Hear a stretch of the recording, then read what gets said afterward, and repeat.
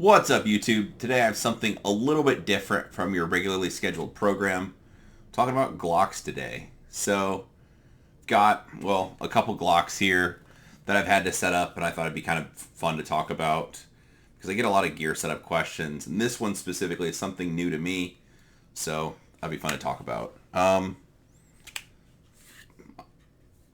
was contacted by a group of guys that work overseas, asked about coming here to train with me. So anyway, it's going to happen, and they'll be bringing belt rigs, but I need to have guns, mags, and lots of blammo on hand. So acquiring the magazines and the ammo is pretty easy, but I need to get some guns set up. So anyway, I need a couple Glocks. I've had this gun for quite a while. This is a Glock 17 Gen 5. This was not an MOS gun, just a regular iron-sighted gun. Man, iron sights are cool. I still like iron sights. Unfortunately, or fortunately, we are living in an optics world, and the future is now. So, for work, or people that carry guns, whatever, most people use a red dot pistol. Seems like the only people anymore are using iron sights are probably just a few different games for competitive shooting. Otherwise, most like agency type of stuff or government stuff, everybody's using red dots. So anyway, I really like this 17 Gen 5. It's been a great gun, but I need to get a couple red dot Glocks, or I need to have a couple on hand. So it made sense just to get this one milled for an optic, which was a first for me. I'd always just owned, if it was going to be a red dot gun, I would just buy an MOS, which means a Glock, well, like this one, a Glock that comes from the factory that's already got the plate system ready for it. So like I said, this one didn't. I contacted my friend Vince, who owns Stonebridge Gunworks in Kansas City, which is 3 hours from me, and I've known Vince for, 10 years easily. So anyway, messaged him, was like, hey, I got the 17, can you mill this? Like, yep, no big deal. What pattern? I have a couple Hollow Sun 507 comps on hand. So I'm like, yep, let's just do the RMR pattern. And the other question he asked me, which I had to kind of think about for a little bit, was doing the rear sight delete or not. So basically, if you look at where this MOS gun is, where the plate's cut, it's further forward and there's still enough room for a rear sight. Instead, on this gun, I actually had him do the rear sight delete just to try it, which puts the optic further back. I don't know that it really matters. Maybe some of you people more, if it's even possible, more autistic than me, there's probably, for reliability reasons, keeping the optic further back for maybe malfunctions or scratching up your optic or something like that. So we'll see. We give it a try. But anyway, this gun I've shot quite a bit. This has been a great gun. So now it just wears a red dot. I've already shot it a little bit and zeroed it and stuff, and it's fine. The modifications to this one, did the Professor Kim backstrap, I call it mod, I suppose. Basically just the normal backstrap for this gun comes all the way down, and what Kim does is just cut off kind of the bottom section of it just with a pair of scissors, and it changes the grip angle a little bit and makes it point a little bit more like a more vertical gun. So 1911, 2011, PDP, like that kind of grip compared to the really steep angle that Glocks normally have. So, well, in comparison, just takes off the edge a little bit or makes the gun point a little bit straighter. So anyway, I've got that modification done. Other than that, factory recoil spring. It's got a 4.5 pound Wolf striker spring, and Overwatch Precision sent Pro Shop Tim this trigger to try, and so Tim sent it to me and just said, like, to try it out and let him know what I think. So anyway, it's got thousands of rounds through it, no issues at all at this point. So this is my first experience with an Overwatch Precision trigger. So anyway, I like it quite a bit. It's the one thing that's different, it's a little bit shorter reach to get to the trigger compared to some of them. The other ones are like, the trigger's more forward when you start to press the trigger. This one's just a little bit further back, but I don't know. It's fine. So the trigger's been good for me so far. No reliability issues at all. but the gun's about to get shot a lot more. At least 1,000 rounds a day, probably on each gun that's there. So probably more, but anyway, they'll get shot a fair bit. So this is one of the setups I'm going to use, and then I also need another Glock. So tonight I picked up a Glock 47. This is the one that, well, old friend Benny Boy, he says the Glock 47 is the one to get.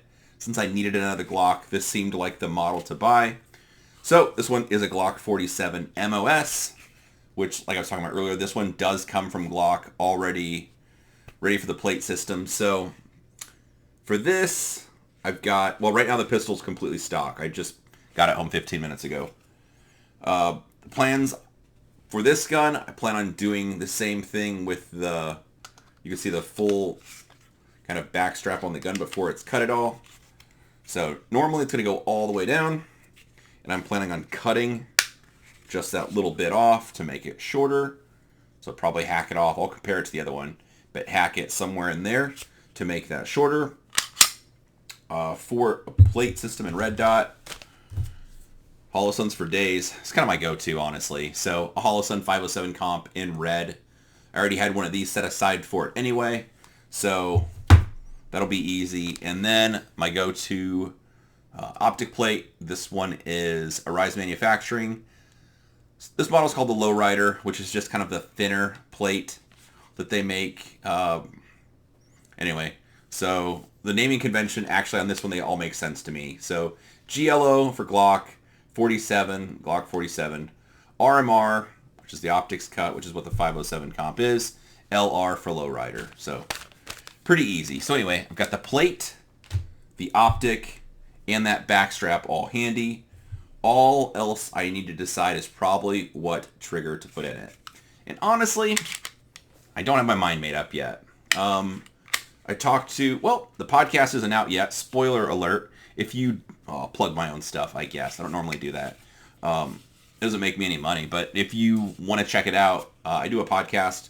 It's called Training Group Live. It's kind of, it's just being fast and accurate, kind of like what this channel is. It's not, there's some USPSA stuff in it, some gear setup. I try to just do a little mix of everything, kind of like what I do on YouTube. So anyway, the point of this was I just interviewed Brantley Merriam this week. Brantley was second place at USPSA Carry Optics Nationals. Brantley is a good friend, and, well, he's a very talented Glock shooter. So I was asking him what trigger he puts in his guns. He likes, they're called tactical triggers. I've messed with his gun and Lucas. My friend Lucas Botkin has one in his also. And I've messed with both their guns a fair bit, and it seemed fine. So I considered getting one of those to put in this gun. Otherwise, the old standby Apex triggers, they work so well, honestly.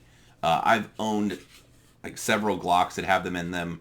I put a bunch of them in Stegger's Glocks, no issues. I mean, zero. Well, I mean, I'm not putting too much business out there. Ben's guns get shot a lot. Sometimes it's unlimited ammo to him or me, like, depending on where we're at. So the point is, with these Apex triggers, at least that we've used, a very high amount of round count. Ben does not really clean or lubricate his guns, and no issues at all. So I think the Apex triggers are 100% good to go. So it kind of makes me tempted to get one for this gun just because I know what I'm buying. You just get the Apex, a 4.5 pound Wolf Striker spring, and the gun will pop any primer and be good to go and no issues.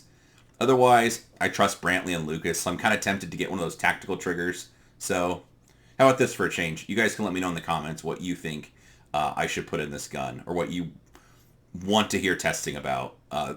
Both these guns and some other guns will be getting shot quite a bit. Like I said, at least 1,000 rounds a day for kind of a week of shooting. So they'll get a fair amount of rounds through them, and obviously I'll have the guns afterwards. So more time to train them, whatever. I don't normally shoot Glocks that much. I've got a couple gigs this year where I'm like traveling and I'll need to shoot a Glock, and I already have a Glock rig at home. So I'll just take the holster with me, or the rig, and I'll have a gun and mag sitting there like waiting for me when I get there. So it'll be nice to have a couple Glocks at home to train with. Otherwise, I like the Walthers better just for the grip angle. So Glocks aren't something I shoot a ton. But anyway, I'm open to ideas on this one. So yet tonight I'll plan on putting on the optic and the plate, but you guys tell me what trigger you want me to put in it, because as long as it works, I'm not too emotional. Like I said, it'll be a loaner gun, and there's enough times where I travel to meet stagger at different places where, due to arrangements or travel or overseas travel, sometimes he won't have a gun with him. He'll just have a belt rig. So it makes sense for me to have a Glock or two that I could take with, because a handful of times a year, I'll just bring a gun for him to use, because he won't have one with him for whatever reason. So anyway, that's what's going on. So let me know what trigger you think I should put in this guy.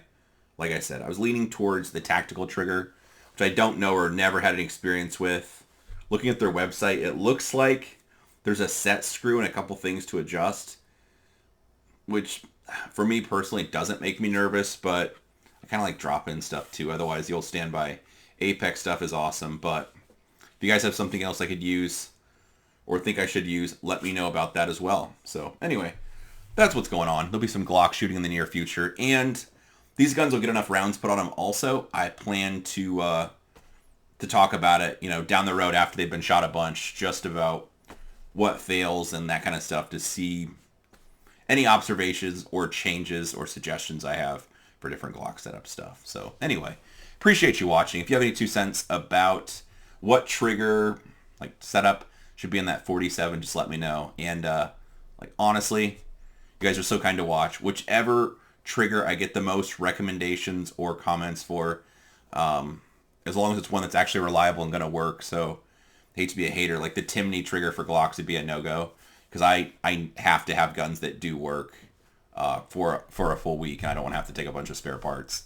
But other than that, as long as it's any of the trusted or reliable setups, just let me know what you want me to take, and I'll get the gun set up and then let you guys know how it goes. So appreciate you watching, and that's it. Have a good day.